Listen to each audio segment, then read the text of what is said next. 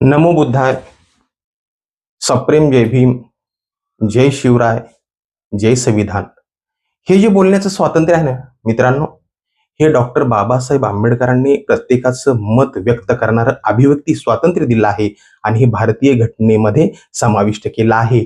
आणि भारतीय घटनेमध्ये धर्मनिरपेक्ष राष्ट्र म्हणजे कुठल्याही धर्माबद्दल कुठल्याही व्यक्तीबद्दल आपण एकमेकांचा आदर केला पाहिजे असं भारतीय संविधानामध्ये सांगितलेलं आहे.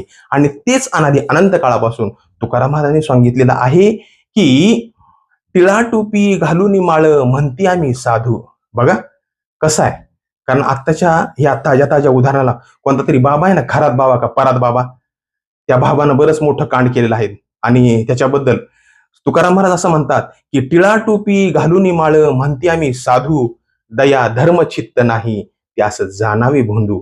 म्हणजे भगवे वस्त्र का घातले म्हणून महाराज होत नसतो, कपाळाला अष्टगंध लिहिला म्हणजे मोठी मोठी माळ घातली म्हणजे वारकरी होत नसतो. तर त्याचं मुळामध्ये अंतकरण चांगलं असलं पाहिजे, त्याची दृष्टी चांगली असली पाहिजे, तरच त्याला सृष्टी दिसेल. आणि जर दृष्टी जर घाण असेल तर त्याला सृष्टी सुद्धा घाणच दिसणार. म्हणून आपल्या सदसद विवेक बुद्धीला भगवान गौतम बुद्धांनी फार सुंदर सांगितलंय, आपल्या बुद्धीला पटल तेच स्वीकारा.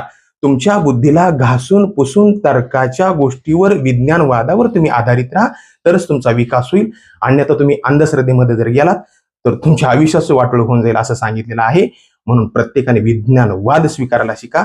आणि छत्रपती शिवाजी महाराज, तथागत भगवान गौतम बुद्ध, तुकाराम महाराज हे जर वाचलं तर अक्षरशः आपल्या जीवनाचं सार्थक झाल्याशिवाय राहणार नाही. म्हणून अशा भोंदू बाबाच्या कुणाच्याही असल्या या फालतू बाबांच्या नादाला लागून स्वतःच वाटोळ करून घेऊ नका. एवढंच मला या ठिकाणी सांगायचंय. धन्यवाद. जय भीम.